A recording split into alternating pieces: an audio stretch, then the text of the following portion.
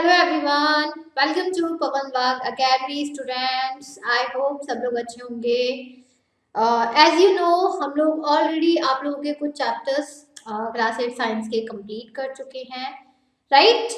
आज हम लोग अपना नेक्स्ट चैप्टर स्टार्ट करने वाले हैं, that is 6th chapter composition of matter. इससे पहले हम लोगों ने जो चैप्टर पढ़ा था वो भी मैटर से ही रिलेटेड था, लेकिन हम लोगों ने क्या पढ़ा था उसमें कि मैटर हम लोगों के कौन से स्मॉलेस्ट पार्टिकल से बना होता है। हमने मैटर के स्मॉलेस्ट पार्टिकल्स के बारे में डिस्कशन किया था, जो कि हमारे एटम होते हैं। फिर उससे हमारे क्या बोलते हैं, कंपाउंड्स बनते हैं, मॉलिक्यूल्स बनते हैं, एलिमेंट्स बनते हैं, वो सारी तो ठीक है, हमने ये चीज तो पढ़ ली। लेकिन अब हम जो इस चैप्टर में पढ़ने वाले हैं वो है कॉम्पोजिशन ऑफ मैटर। हमने ये तो देख लिया कि भाई एटम हर किसी मैटर की स्मॉलेस्ट यूनिट है, लेकिन एटम्स में भी मतलब अब हम लोग जो पढ़ रहे हैं वो पढ़ रहे हैं कॉम्पोजिशन, कि माना कि हम लोग की मैटर की स्मॉलेस्ट यूनिट एटम है, लेकिन मैटर के भी अपने अलग अलग कॉम्पोजिशन होते हैं। मैटर को जब हम बनाते हैं तो उसमें बहुत सारी चीजें मिक्स करते हैं कि नहीं मिक्स करते। अभी मैं यहाँ पे बात करूं आपसे, चेयर की बात करूं, चेयर की बात करें तो ठीक है प्लास्टिक से बनती है, ठीक है, लेकिन प्लास्टिक के अलावा भी इसमें बहुत सारी चीजें एडअप की जाती हैं उसको स्ट्रेंथ देने के लिए। प्लास्टिक बहुत सॉफ्ट होती है, उसको हार्ड किया जाता है, उसमें कुछ और मिक्सचर किया जाता है ताकि जो प्लास्टिक है वो हार्ड हो सके। करते नहीं करते? तो हम लोग एक्चुअली में जो पढ़ने वाले हैं वो पढ़ने वाले हैं कि हमारी कोई भी आसपास ऑब्जेक्ट्स हैं तो वो किन किन चीजों से मिलके बनाए गए हैं।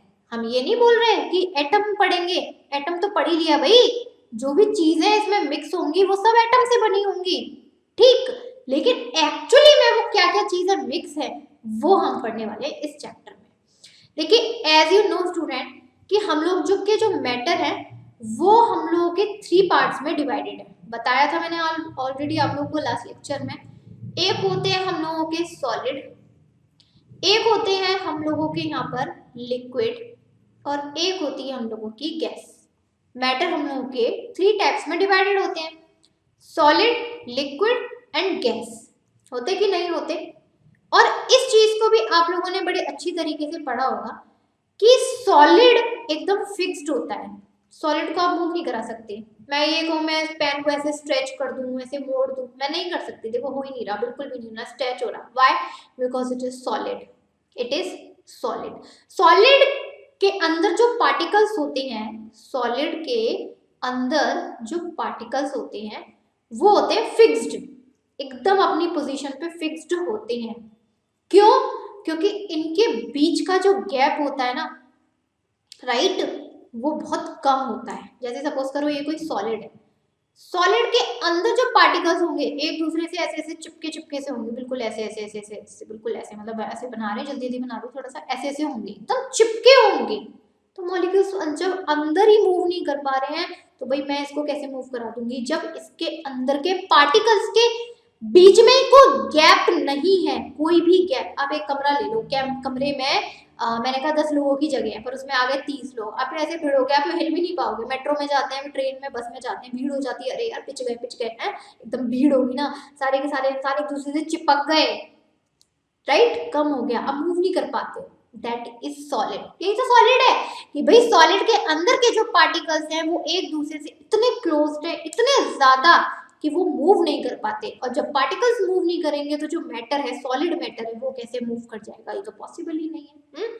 और यहाँ पर इन पार्टिकल्स के बीच में जो फोर्स ऑफ अट्रैक्शन होता है, फोर्स ऑफ अट्रैक्शन, वो भी बहुत हाई होता है, इसीलिए वो इन लोगों के बीच में कोई गैप नहीं है।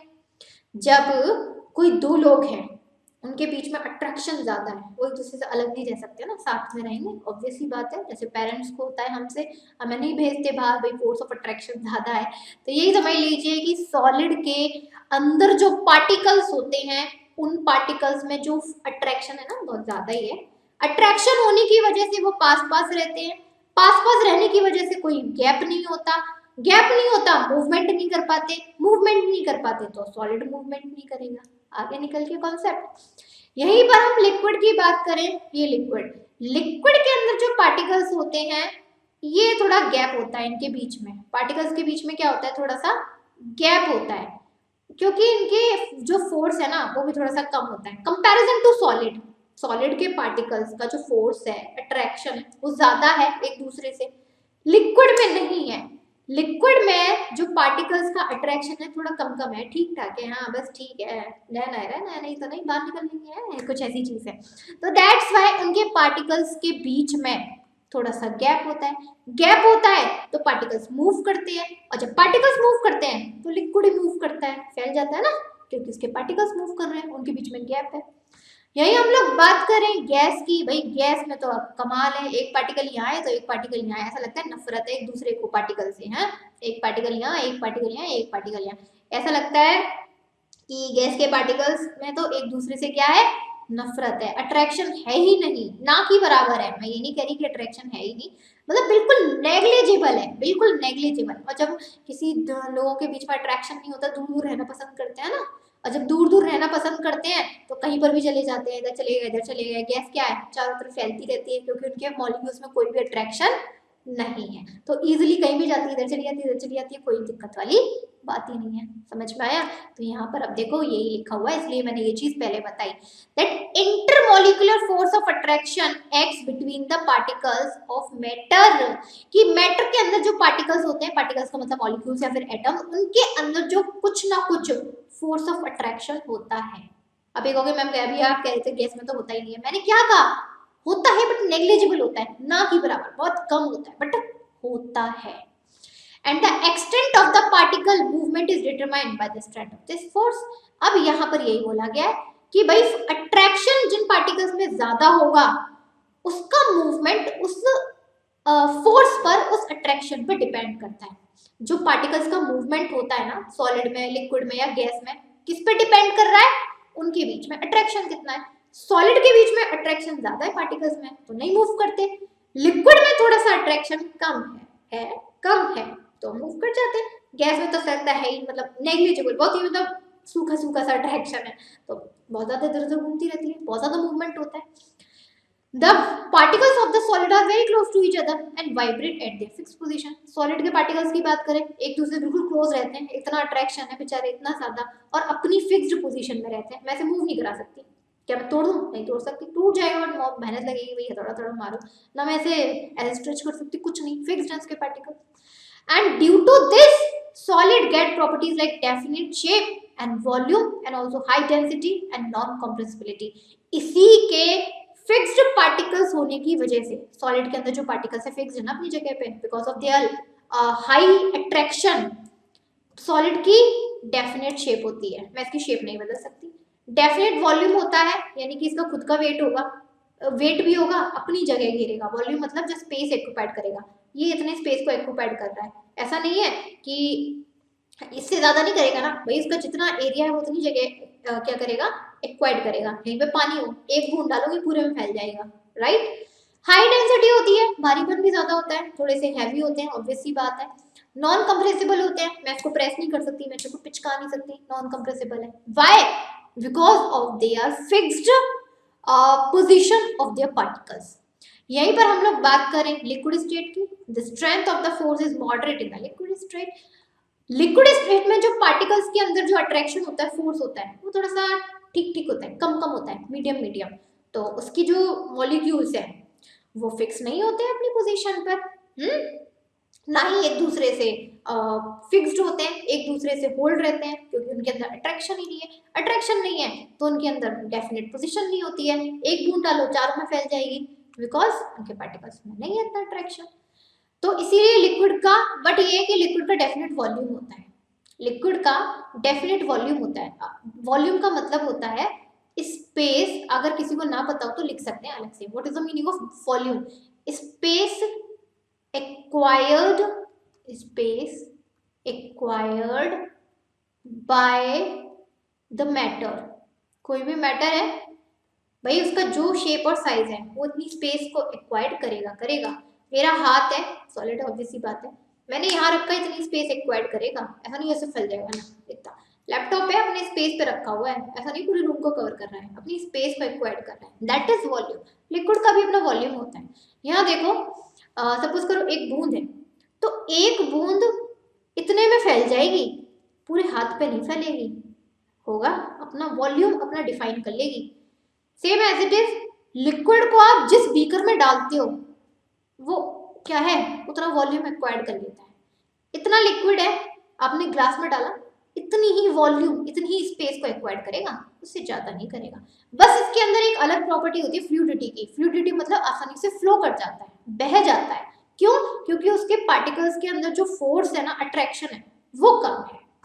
इसकी शेप नहीं होती है खुद की, लिक्विड की कोई खुद की शेप नहीं है, उसको जिस बीकर में डाला जाता है उसकी शेप ले लेता है। बाउल में डालोगे बाउल की शेप ले लेगा, अब ग्लास में डालोगे ग्लास की शेप ले लेगा, कप में लोगे कप की शेप ले लेगा, तो उसका खुद का कोई शेप नहीं होता। बस ये चीज ध्यान रखना है, जिस कंटेनर में डालते हैं उस कंटेनर की शेप ले लेता है हमारा लिक्विड। यहीं पर आ जाते हैं गैस। गैस के अंदर जो फोर्स है उसके पार्टिकल्स में, वीक, बिल्कुल एकदम ऐसा लगता है दुश्मनी है एक दूसरे से, इतना वीक है, इतने ज्यादा।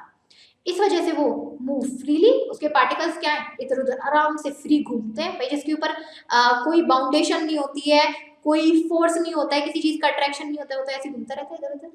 And occupy all the available space, कहीं भी स्पेस ले लेगी। जैसे गैस है, मतलब जो एयर है हमारी, वो भी हम लोग की गैस ही है, पूरे रूम में फैली हुई है, क्योंकि उसके पार्टिकल्स बिखरे बिखरे हैं, एक दूसरे से कोई अट्रैक्शन ही नहीं है, कोई इधर है कोई इधर है कोई इधर है, पूरी जगह घेर लेती है। इसलिए इसकी ना तो कोई डेफिनेट शेप होती है, ना ही कोई फिक्स्ड वॉल्यूम होता है। इसको जहां जगह मिलेगी वहां वॉल्यूम स्पेस कवर कर लेगी, डेफिनेट शेप इसकी होती नहीं है। आप देख भी सकते हो, सॉलिड की बात करें तो देखो इनके अंदर पार्टिकल्स के अंदर कोई भी गैप नहीं है। वॉल्यूम की सॉरी लिक्विड की बात करें तो थोड़ा थोड़ा सा गैप है। गैसेस की बात करें तो कितने कितने दूर दूर है एक दूसरे से, ऐसा लग रहा है पता नहीं कितनी नफरत सी है। यहाँ पे देखें, ये इसके कैरेक्टरिस्टिक्स हैं। सॉलिड की बात करें यहाँ पर तो रिजिड होते हैं, रिजिड मतलब फिक्स्ड होते हैं। ये कैसे हैं, ये एकदम फिक्स्ड है, जैसे प्लास्टिक हुई, इलास्टिक हुई। वॉल्यूम इनका डेफिनेट होता है, जितना उनका शेप और साइज होगा उतनी जगह घेरेंगे। शेप भी डेफिनेट फिक्स्ड होता है। कंप्रेसिबिलिटी तो होती नहीं है, आप सॉलिड को पिचका सकते हो, कंप्रेस कर सकते हो ना। इंटरमोलिकुलर फोर्स यानी कि जो पार्टिकल्स के बीच में जो अट्रैक्शन है बहुत स्ट्रांग होता है भाई, और जो पार्टिकल्स के बीच की जो डिस्टेंस है मिनिमम बहुत ही कम होती है, अट्रैक्शन की वजह से एक दूसरे से बेचारे जुड़े रहते हैं। लिक्विड की बात करें तो फ्लूइड है, आसानी से फ्लो कर सकता है, बह सकता है कहीं पर भी। वॉल्यूम इसका डेफिनेट होता है, अभी बताया। शेप जहाँ भाई इंडेफिनेट है, जहाँ डाल दोगे वहीं की शेप ले लेगा। कंप्रेसिबिलिटी थोड़ी सी होती है, जो लिक्विड है उसको आप थोड़ा सा कंप्रेस कर सकते हो, पिचका सकते हो। जो फोर्स है अट्रैक्शन है थोड़ा सा कम होता है, मॉडरेट होता है। और जो पार्टिकल्स के बीच में जो डिस्टेंस है वो भी थोड़ी सी मॉडरेट है, होती है थोड़ी बहुत। गैसेस भी फ्लूइड है, कहीं भी बह सकती है। फ्लूइड का मतलब होता है flow, the meaning of fluid is flow, कहीं भी बह जाए। इंडेफिनेट है, वॉल्यूम इंडेफिनेट होता है, शेप इंडेफिनेट होती है, कंप्रेसिबिलिटी वेरी हाई, आप इसको कितना भी कंप्रेस कर सकते हो। Force of attraction very weak, बहुत कम होता है, और डिस्टेंस जो पार्टिकल्स के बीच में बहुत ज्यादा होता है। ये बहुत इंपॉर्टेंट है, इसकी जो प्रॉपर्टीज है ना, ये आपकी मैट्रिक्स की, ये आप लोग के एग्जाम में पूछी जाती है, तो उसको जरा याद रखना बच्चों। चलिए देखिए, matter is classified into 3 types, element, compound and mixture. Matter को हम लोग 3 तरीके से पढ़ते हैं, एलिमेंट की फॉर्म में, कंपाउंड की फॉर्म में, और मिक्सचर की फॉर्म में। Considering whether the smallest particle of matter are similar or different, what are they made of? Depend करता है यहाँ पर कि जो स्मॉलेस्ट पार्टिकल है, एटम, वो किसकी फॉर्मेशन कर रहा है, एलिमेंट की, कंपाउंड की, मिक्सचर की। यानी कि एटम के सिमिलैरिटी और डिफरेंसेस के बेसिस पर मैटर 3 तरीके के हैं भाई। एटम में बहुत सारे एटम्स होंगे जिसकी बहुत सारे सिमिलर होंगे, बहुत सारे एटम होंगे जो एक दूसरे से डिफरेंट होंगे। अभी लास्ट लेक्चर में क्या पढ़ के आए हो, किसी एटम में इलेक्ट्रॉन्स ज्यादा होते हैं, किसी इलेक्ट्रॉन्स में कम, किसी एटम में इलेक्ट्रॉन्स कम होते हैं। कोई इलेक्ट्रॉन सिर्फ उसकी 2 शेल में आ जाते हैं, कोई इलेक्ट्रॉन से 4 शेल को फिल कर देते हैं, होता है। तो एटम्स की सिमिलैरिटी और डिफरेंसेस के बेसिस पर हम लोग मैटर को 3 तरीके से पढ़ते हैं, एलिमेंट, कंपाउंड एंड मिक्सचर। और जो हम लोग का स्मॉलेस्ट पार्टिकल है atom, in an element or a compound are alike, the smallest particle in a mixture of 2 or more type। यहाँ पर जब हम लोग बात करते हैं एलिमेंट और कंपाउंड की, एलिमेंट और कंपाउंड हमेशा सिमिलर एटम से बनते हैं। एलिमेंट और कंपाउंड, भाई ग्रुप ऑफ एटम्स, जब बहुत सारे एटम्स कंबाइन हो जाते हैं तो एलिमेंट और कंपाउंड की फॉर्मेशन करते हैं। नहीं करते? जब बहुत सारे एटम्स ग्रुप में कंबाइन हो जाते हैं, एलिमेंट्स, कंपाउंड्स और मिक्सचर की फॉर्मेशन करते हैं। मिक्सचर भी आएगा, सॉरी मैं मिक्सचर बोलना भूल गई थी, मैं दोबारा बोल देती हूँ। जब हम लोगों के एटम्स ग्रुप बनाते हैं, बहुत सारे कंबाइन होते हैं, किसकी फॉर्मेशन करते हैं? एलिमेंट्स, कंपाउंड्स, मिक्सचर की। एलिमेंट्स और कंपाउंड्स के अंदर जो एटम्स का ग्रुप होता है वो होता है सिमिलर। वो कैसा होता है बेटा? यहाँ पर सिमिलर। सारे के सारे एटम्स कैसे होंगे? सेम होंगे। एलिमेंट्स और कंपाउंड्स के अंदर जो एटम्स होंगे, बहुत सारे ग्रुप ऑफ एटम्स होंगे, वो एटम्स एक दूसरे से कैसे होंगे बेटा? सिमिलर होंगे। यही हम लोग मिक्सचर की बात करें, मिक्सचर का क्या मतलब होता है? जब बहुत सारी चीजों को मिक्स कर दिया जाए। नाम से ही समझ में आ रहा है, what is the meaning of mixture? जब बहुत सारी चीजों को मिक्स कर दिया जाए। नमकीन भी आती है ना, मिक्सचर, पता नहीं क्या क्या मिक्स होता है उसमें, तो यहाँ पर भी सही समझ लो कि मिक्सचर के अंदर जो एटम्स होंगे, जो एटम्स के ग्रुप्स होंगे, वो सिमिलर नहीं होंगे, वो अलग अलग होंगे। हो सकता है एक एटम कोई दूसरा हो, दूसरा एटम कोई दूसरा हो, तीसरा एटम कोई तीसरा हो, दैट मीन मिक्सचर होंगे। एटम्स में जो एटम का ग्रुप होगा मिक्सचर के अंदर, वो सिमिलर नहीं होगा, वो डिफरेंट टाइप के होंगे। लेकिन अगर एलिमेंट और कंपाउंड में आपके एटम्स हैं, बहुत सारे ग्रुप्स हैं, वो सब सिमिलर होंगे। The smallest particle of an element contain identical atoms. अब यहाँ पे वही बोला गया है कि एलिमेंट के अंदर जो एटम्स होते हैं वो सब आइडेंटिकल होते हैं, एक दूसरे से सिमिलर होते हैं, सेम होते हैं। आइडेंटिकल मतलब सेम होते हैं। एग्जाम्पल दिया हुआ है, जैसे कि ऑक्सीजन। ऑक्सीजन का जो फॉर्मूला होता है बेटा वो होता है O2। ठीक है, ऑक्सीजन का फॉर्मूला क्या होता है यहाँ पर? O2। यानी कि ऑक्सीजन के दो एटम हैं, दोनों कैसे हैं? सिमिलर तो ही है। क्या अलग है क्या? ये भी ऑक्सीजन, ये भी ऑक्सीजन, है तो सिमिलर ना। और ये ऑक्सीजन क्या है? ऑक्सीजन क्या है ये बेटा? एलिमेंट है। पीरियोडिक टेबल में जितने भी आप लोगों के वो दिखाई देते हैं सब एलिमेंट है, तो ऑक्सीजन क्या है? एलिमेंट है। इसको हमने फॉर्मूला लिखा O2। O2 का मतलब दो ऑक्सीजन, ये भी ऑक्सीजन, ये भी ऑक्सीजन, तो ये ऑक्सीजन का एटम, ये भी ऑक्सीजन का एटम, दोनों सेम ही तो है। डिफरेंट क्या है? दोनों एक दूसरे से आइडेंटिकल है या नहीं है? बस ये कि दोनों एक दूसरे से ज्वाइंट है। क्या है यहाँ पर? एक दूसरे से ज्वाइंट है। अब यहाँ पर मैं एक और फॉर्मूला लिखूँ आप लोगों को, H2O। ये मैंने फॉर्मूला लिखा, वाटर का फॉर्मूला होता है। यहाँ पर दो हाइड्रोजन है, H plus H plus oxygen, एक ऑक्सीजन है। अब यहाँ पर क्या है? ये सेम एटम नहीं है। इस फॉर्मूले में दो हाइड्रोजन के एटम है, एक ऑक्सीजन का एटम है। डिफरेंट हो गए ना, सेम नहीं है ना।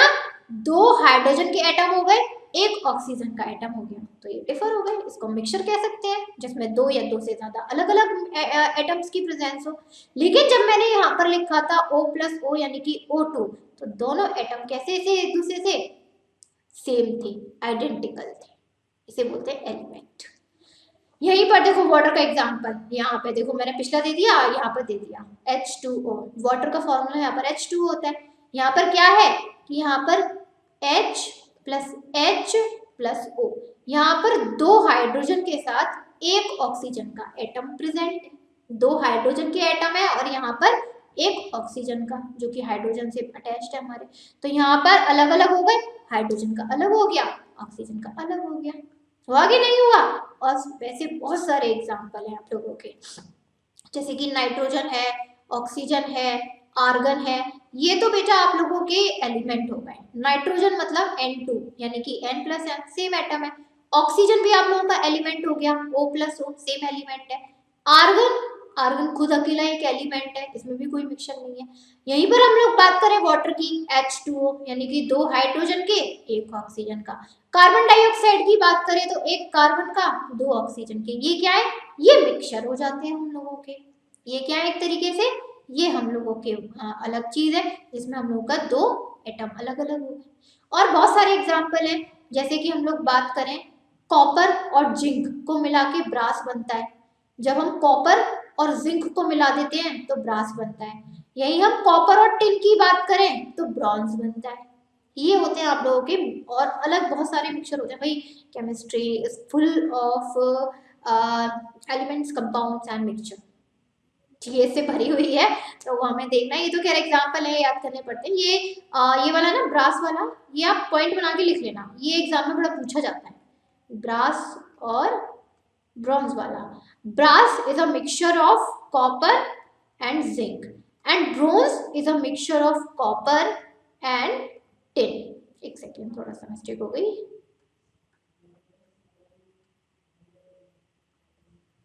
एंड टिन, ये अपना कहीं से भी अलग से अपना एक 1 पॉइंट बना के, अपना कॉपी आप बनाते होगे नोट्स वगैरह की, उसमें अलग से लिखना, बहुत इंपॉर्टेंट है। 1 मार्क में या 2 मार्क्स में ये क्वेश्चन एग्जाम में बड़ा पूछ लेते हैं, और डेफिनेटली पूछते हैं, आई एम डेफिनेट श्योर। चलो, अब यहाँ पर कुछ एग्जाम्पल्स हैं अलग से एलिमेंट के, कंपाउंड के भी, मिक्सचर के। देखो यहाँ पर नाइट्रोजन एलिमेंट है, N2 क्या है यहाँ पर, नाइट्रोजन। आप देख रहे हो कि अभी हम लोग क्या पढ़ के आए हैं कि एलिमेंट और कंपाउंड के अंदर जो एटम्स की प्रेजेंस होती है वो सेम होती है, यही तो पढ़ के आए। और मिक्सचर के अंदर जो एटम्स है वो डिफरेंट काइंड के होते हैं, अलग अलग काइंड के होंगे।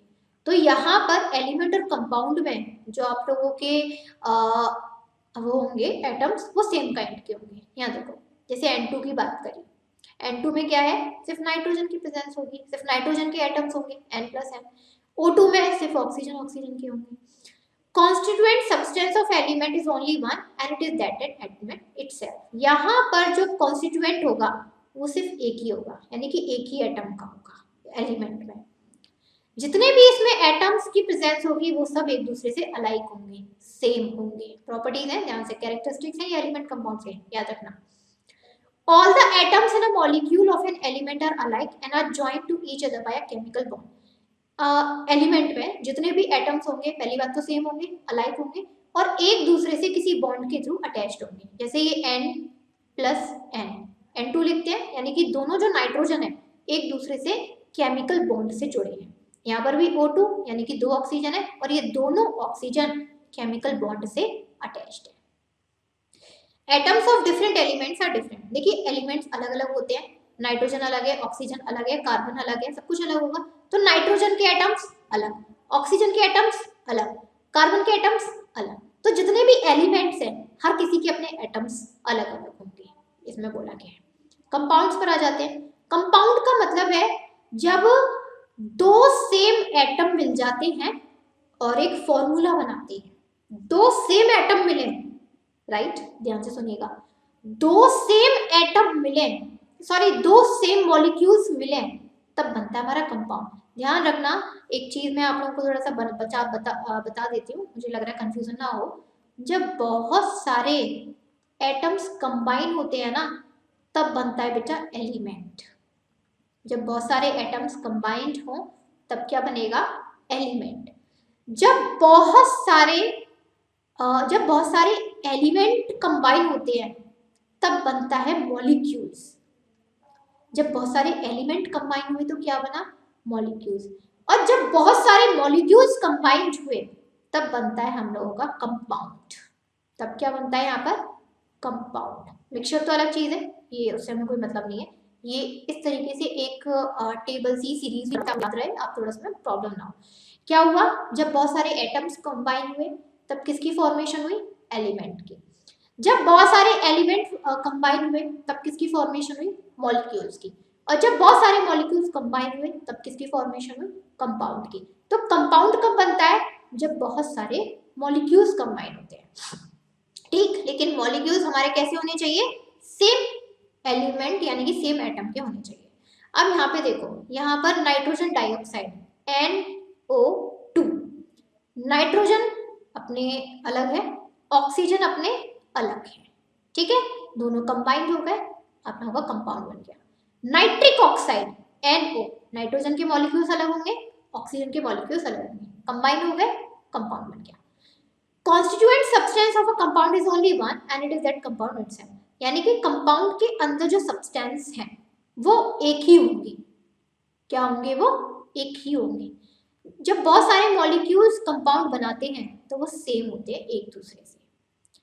इसके अलावा यहाँ पर बहुत सारे कंपाउंड्स हैं, यानी कि कंपाउंड के अंदर जो एटम्स हैं एक दूसरे से केमिकल बॉन्ड से अटैच रहते हैं। जो चीज यहाँ पर थी, जब यहाँ पे हमारे एलिमेंट के एटम्स थे वो भी केमिकल कंपाउंड से बॉन्ड बंधे हुए थे, जब हमारे मॉलिक्यूल्स मिलके कंपाउंड बना रहे हैं तो बहुत सारे मॉलिक्यूल्स बाइंड हो रहे हैं ना, बॉन्ड अप बना रहे हैं, तो वो भी केमिकल बॉन्ड से अटैच रहते हैं।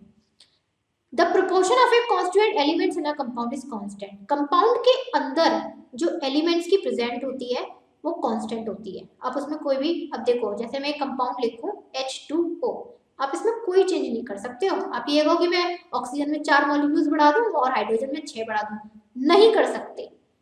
कंपाउंड के अंदर एलिमेंट्स या मॉलिक्यूल्स की जो प्रेजेंस है वो सेम रहेगी। अगर आपके वाटर का फॉर्मूला H2O है तो H2O ही रहेगा। अगर आपके कार्बन डाइऑक्साइड का फॉर्मूला CO2 है तो CO2 ही रहेगा। अब C2O4 नहीं कर सकते, गलत, हमेशा constant. And the properties of a compound are different than those of a constituent element. जो प्रॉपर्टीज होती है ना कंपाउंड की, एलिमेंट्स के कंपैरिजन में डिफर होती है थोड़ा सा, ऑब्वियसली होंगी भाई, राइट। अब आया था मिक्सचर, मिक्सचर में तो भाई अलग ही हो गया। नाइट्रोजन प्लस नाइट्रोजन डाइऑक्साइड दोनों अलग अलग। ये है आप लोगों का नाइट्रोजन, ये है ऑक्सीजन, दोनों ही अलग हुए।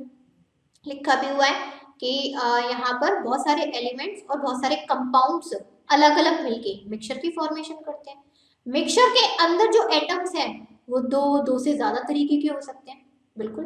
लेकिन ध्यान रखना, मिक्सचर के अंदर जितने भी तरीके के एलिमेंट्स, कंपाउंड्स कुछ भी हो, ज्वाइन किससे, यहाँ पर कभी भी केमिकल बॉन्ड से ज्वाइंट नहीं होते हैं। इन दोनों में क्या था कि जो भी एलिमेंट है, मॉलिक्यूल, एटम है, मॉलिक्यूल है, वो केमिकल बॉन्ड से अटैच होंगे, ज्वाइंट होंगे। मिक्सचर में कभी ऐसा नहीं होता है। मिक्सचर में जितने भी मॉलिक्यूल्स हैं, जितने भी एलिमेंट्स हैं, जितने भी एटम्स कंबाइन होंगे वो कभी भी केमिकल बॉन्ड से अटैच नहीं होंगे। दैट मीन आप मिक्सचर को अलग कर सकते हो। इन सिंपल सेंस बात करी जाए तो क्या है, मिक्सचर को आप लोग चेंज कर सकते हो। और मिक्सचर के अंदर जो भी सब्सटेंस आपने मतलब मिक्सचर बनाया है उसमें आप कम ज्यादा भी कर सकते हो। मिक्सचर का मतलब क्या है, नींबू पानी ले लो, नींबू पानी भी मिक्सचर है भाई समझने के लिए नींबू पानी ले लो भाई। लेमन वाटर भी क्या है, एक तरीके का मिक्सचर है। एक ग्लास पानी लिया, ठीक, 1 ग्लास पानी, 1 ग्लास वाटर। अब आप कह रहे हो मैं एक नींबू डालूंगा, ठीक है। पहले आपने क्या किया, एक लेमन डाल लिया, क्या बन गया, ये मिक्सचर बन गया, लेमन वाटर बन गया, मिक्सचर बन गया। आप कह रहे हो टेस्ट नहीं आ रहा, आपने क्या किया, इसमें चीनी भी डाल दी, शुगर डाल लिया, आपने कहा अभी भी टेस्ट नहीं आ रहा। आपने सोचा चलो मैं एक नींबू की जगह 2 नींबू डाल देता हूँ, तो आपने क्या किया, आपने उसको एडअप कर लिया, राइट। आपने कुछ और चीज को भी, इसके प्रोपोर्शन को बढ़ा दिया। दैट मीन मिक्सचर में आप बढ़ा भी सकते हो, एटम्स, कंपाउंड्स, मॉलिक्यूल, सभी की चीजों को घटा भी सकते हो, right. The properties of constituent substance are retain in the mixture. अब मिक्सचर की जो प्रॉपर्टीज हैं वो डिपेंड करती है सब्सटेंस पर कि उसमें क्या क्या मिक्स किया गया है। मिक्स, और जो सब्सटेंस मिक्स किया है कम भी कर सकते हैं, ज्यादा भी कर सकते हैं, इसके ऊपर भी डिपेंड करता है उसकी प्रॉपर्टीज, राइट, उसके जो कॉन्स्टिट्यूएंट वगैरह है। तो इसका जो है वो चीज फिक्स्ड नहीं होती मिक्सचर की। आई होप समझ में आ गया आप लोगों को। चलिए, जैसे हम एक वाटर की बात करें, वो एक कंपाउंड है, मैंने बताया किसका कंपाउंड है, हाइड्रोजन और ऑक्सीजन का। यही तो फॉर्मूला बनता है H2O, हाइड्रोजन ऑक्सीजन का। द सोर्स ऑफ वाटर, इसमें जो प्रोपोर्शन होता है ना ऑक्सीजन और हाइड्रोजन का 8:1 होता है। यानी कि ऑक्सीजन का अगर हम 8 ले रहे हैं तो उसमें हाइड्रोजन का सिर्फ एक ही पार्ट लेंगे। अगर ऑक्सीजन के 8 पार्ट्स ले रहे हैं तो हाइड्रोजन का कितने लेते हैं, 1। ध्यान रखना, बहुत इंपॉर्टेंट है। हाइड्रोजन इनफ्लेमेबल होता है। हाइड्रोजन कैसा है ये, एक्चुअली यहाँ पे देखिए इसमें 1 क्यों लिया हमने हाइड्रोजन का, because hydrogen is very inflammable, बहुत जल्दी आग पकड़ता है। और आग लगाने के लिए किसकी जरूरत होती है, ऑक्सीजन की जरूरत होती है। विदाउट ऑक्सीजन आग नहीं लग सकती। और अब खुद सोचो, हमने ऑक्सीजन के 8 पार्ट्स लिए और अगर हम हाइड्रोजन का यहाँ गलती से भी 3 पार्ट ले लें कितनी आग लग जाएगी, इसलिए एक ही लेते हैं। The compound water formed by chemical combination of the gaseous elements hydrogen and oxygen is liquid. यहाँ पर बनाया कैसे जाता है पानी को, हाइड्रोजन और ऑक्सीजन लिक्विड फॉर्म में लिए जाते हैं और दोनों को केमिकल रिएक्शन कराई जाती है। जब यहाँ पर हम लोगों के H2O दोनों कंबाइन हो जाते हैं तो ये कंबाइशन नहीं करते, फिर इसमें आग नहीं लग सकती, बल्कि ये आग बुझाने का काम और करते हैं। पानी को आग बुझाने में यूज करते हैं ना, दैट्स। यही हम मिल्क की बात करें, वो एक मिक्सचर है। कैसे, उसमें क्या क्या मिक्सचर होता है, वाटर होता है, लैक्टोज होता है, फैट भी है, प्रोटीन भी है, और बहुत सारी न्यूट्रिशन और मिनरल्स प्रेजेंट होंगे। ये है मिक्सचर। यहाँ पर जैसे हम काऊ के मिल्क की बात करें तो उसमें 3 से 5% फैट होता है। बफेलो के मिल्क की बात करें तो उसमें 6 से 9% फैट होता है। यहाँ पर अब प्रोपोर्शन की बात कर दी कि मिक्सचर के अंदर जो प्रोपोर्शन है वो सेम नहीं होता, वो हर किसी का अपना अलग अलग होता है। जैसे यहाँ पर बात मिल्क की हो रही है, लेकिन काऊ की मिल्क की बात कर दी तो सिर्फ 3 से 5% फैट है। यही हम लोगों ने बफेलो के मिल्क की बात कर दी तो 6 से 9% इसमें फैट है। तो प्रोपोर्शन क्या हो गया, अलग हो गया ना, same as it is. Milk हमारा लिक्विड स्टेट में एग्जिस्ट करता है, ये तो सब चीज को पता है। और मिल्क में जो स्वीटनेस होती है, उसमें जो मिठास होती है, वो किसकी वजह से होती है, एक लैक्टोज केमिकल होता है उसमें प्रेजेंट होता है, जो उसमें थोड़ा सा मिठास लाता है। And the properties of the constituent substances are retained in milk. और मिल्क के अंदर जो भी प्रॉपर्टीज हैं, जो भी चीजें हैं, राइट, वो किसके ऊपर डिपेंड करती है कि उसमें क्या क्या प्रेजेंट है। ऐसा नहीं कि मिल्क है तो कुछ भी है, उसके मिक्सचर के ऊपर कि उसके मिक्सचर में क्या क्या प्रेजेंट है। क्लियर हुआ यहाँ तक आप लोगों का? ये अभी हम लोगों ने सिर्फ प्रॉपर्टीज पढ़ी है एलिमेंट्स, कंपाउंड्स और मॉलिक्यूल्स की। इसके बारे में भी हमको बहुत डिटेल में भी पढ़ना है, और बहुत सारे मैटर्स होते हैं। एक्चुअली जो मेन पढ़ेंगे वो हम एलिमेंट, कंपाउंड और मिक्सचर का ही पढ़ेंगे मेन। अभी आप लोगों का थोड़ा सा बेस चल रहा है, जब आप 9th में आ जाओगे तो हायर लेवल तो अपने आप ही स्टार्ट हो जाएगा। क्लियर? चलिए आज तक के लिए इतना ही रखते हैं। इतना पहले आप लोग अपने से रिवाइज कर लीजिए, अपने शॉर्ट नोट्स बना लीजिए, अच्छे से दोबारा से आप इसको पढ़ लीजिए ताकि कोई कंफ्यूजन ना हो आगे के टॉपिक्स के लिए। मिलेंगे नेक्स्ट टॉपिक में, नेक्स्ट और न्यू टॉपिक के साथ। तब तक के लिए thank you student, bye bye to all of you and take care.